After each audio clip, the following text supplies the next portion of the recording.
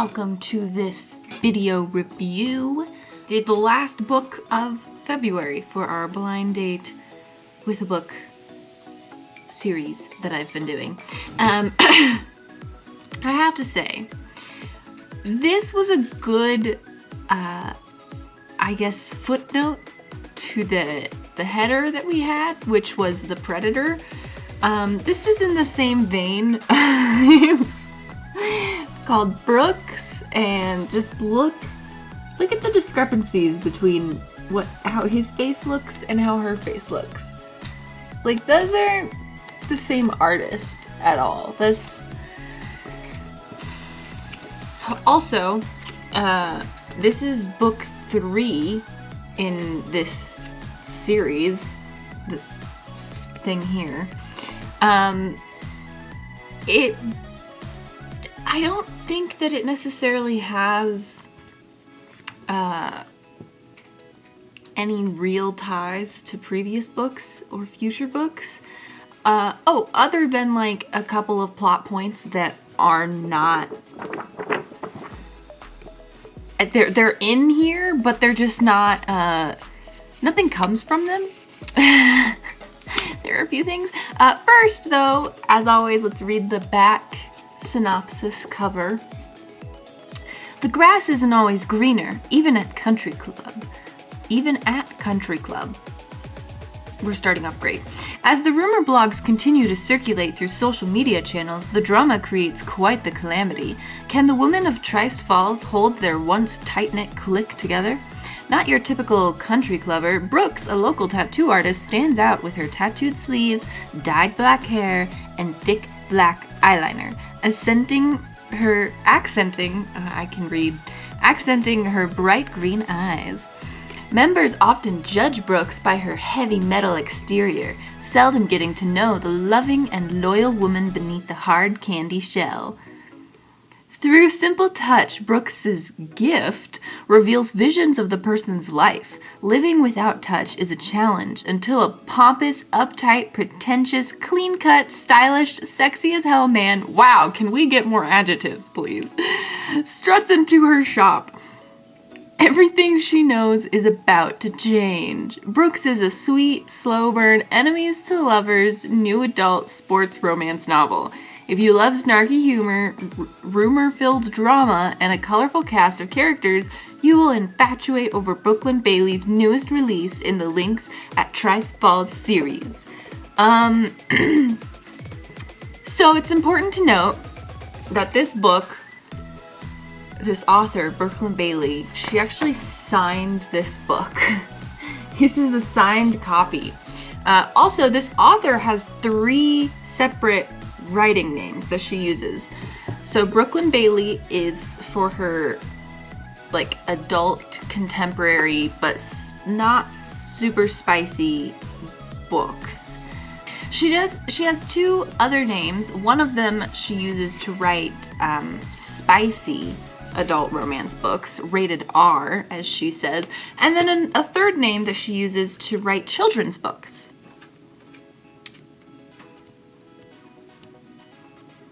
I think that's a little concerning. She writes adult romance books, adult rated R romance books, and children's books. Also, the reason the cover looks so bad, I forgot to mention this, is because it was done through Fiverr.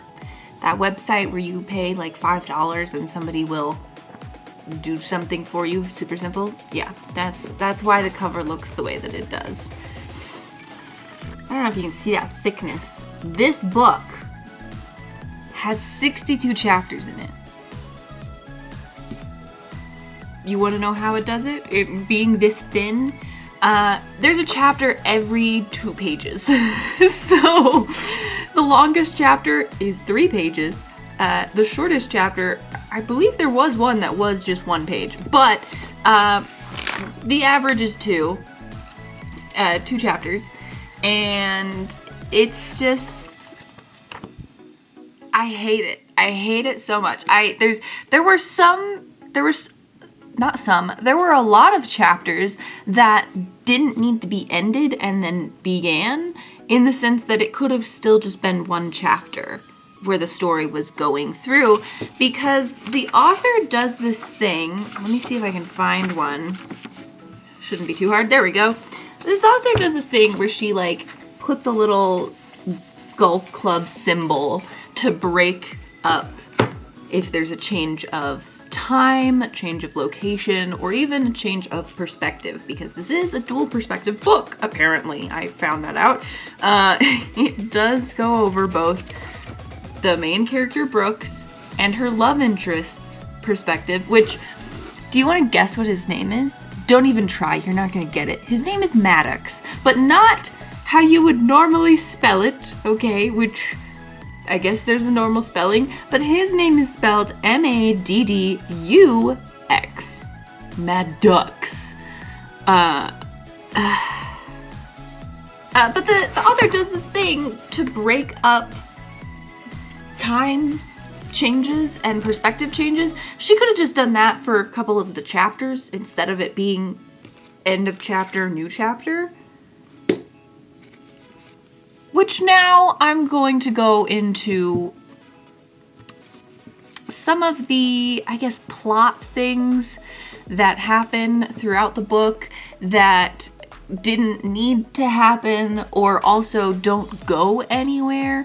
So the main premise on the back of the book, maybe not the main premise, but a big part of it is that Brooks, the main character, our MC, this goth chick right here, she has this ability where when she touches people, she can see their past and their future.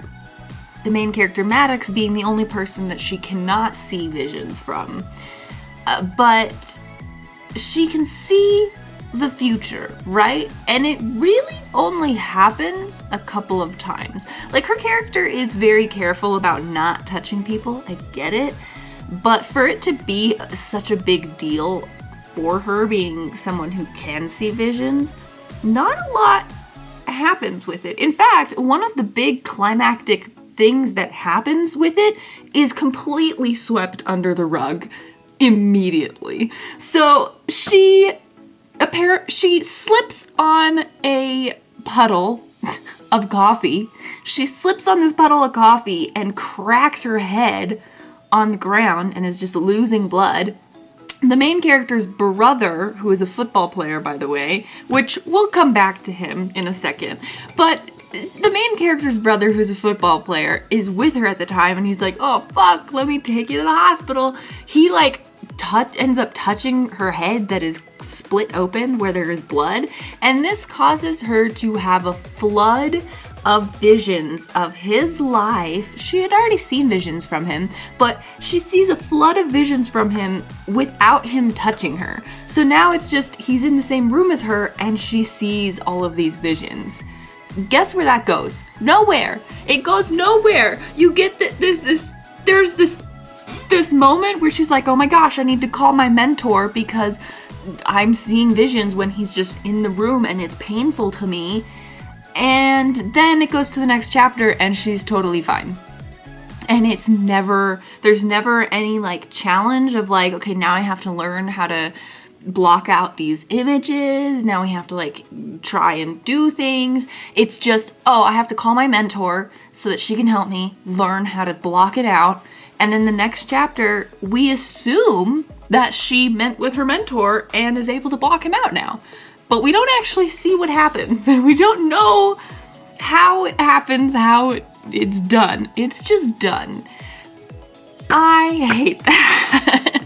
Another plot point in the book is that Maddox is running an illegal gambling poker ring where he's cheating out super rich, snobbish people, and then he's donating his winnings to charities.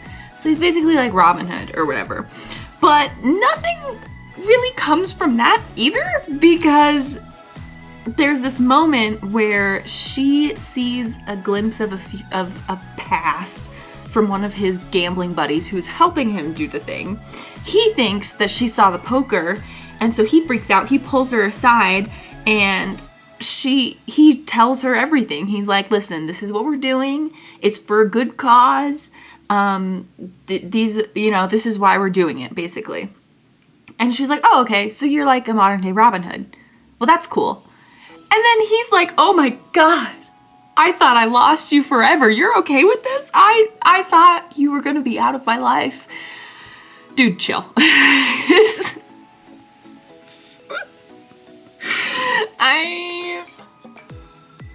And that's it. That's the climax of his poker gambling thing, is that he thought he was gonna lose her forever. He literally says, I thought I lost you. I thought I lost you forever. That's verbatim from the book, okay? And that's as far as the gambling ring goes. Another thing that happens is there is a blog, a gossip blog column that is featured throughout. Here's one of them. Here's what it looks like. It's just a random bolded blurb. They were kind of going for a Bridgerton thing, but done poorly.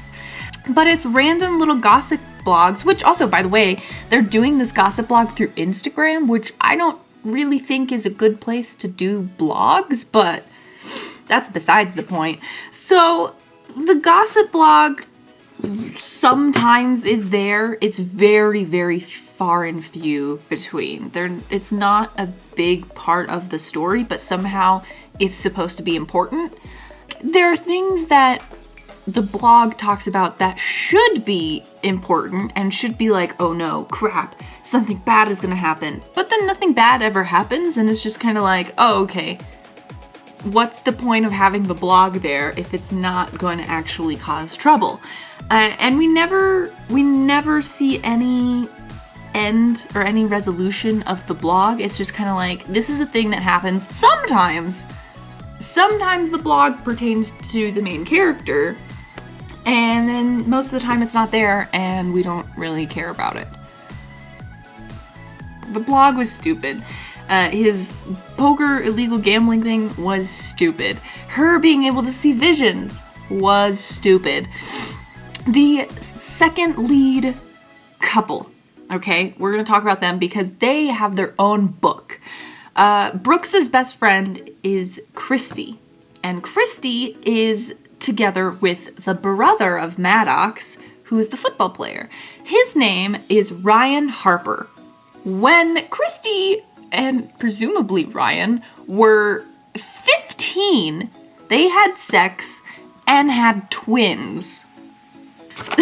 To make it worse, Ryan, he's an NFL football player. So she had the twins, and they had some weird agreement that he wasn't going to be responsible for the children, and he went off to go become a football player, and she was okay with it because she was like, you know what, I'll just take care of the kids. She named the kids, both daughters, by the way, she named them after him. This is how obsessed Christy was, okay? So his name is Ryan Harper. Twin number one's name is Rye. Twin number two's name is Harper. If they get married, which, by the way, they did get married. I don't know if they're gonna change the kids' last names. I hope they don't, because Harper, poor Harper, would be Harper Harper. Why would you do that to your child? Anyway, they've been dating for 3 months, and then Maddox they get found out, and Maddox declares that he loves her in front of Christy and Ryan.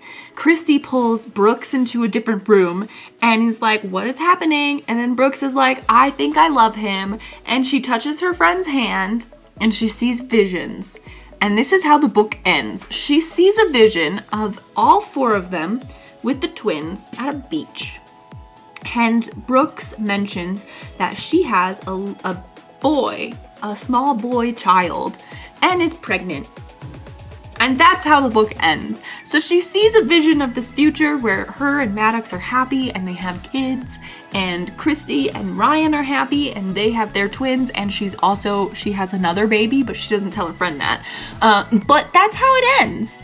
She has one final vision and she sees their happily ever after, basically.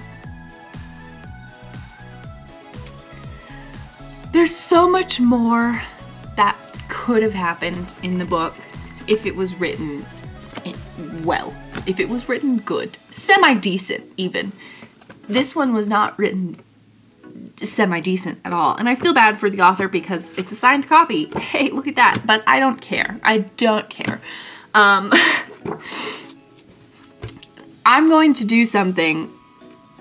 This book, I have to give it 1 star because I read it. I completed the book, which means by my rules, it gets at least 1 star because I read it. I didn't ever stop. It's fine. It's fine. It's fine.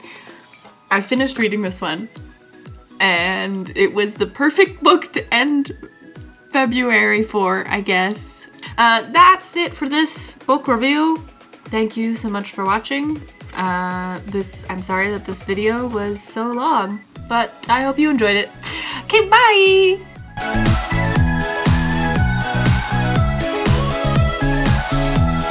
It's very stupid.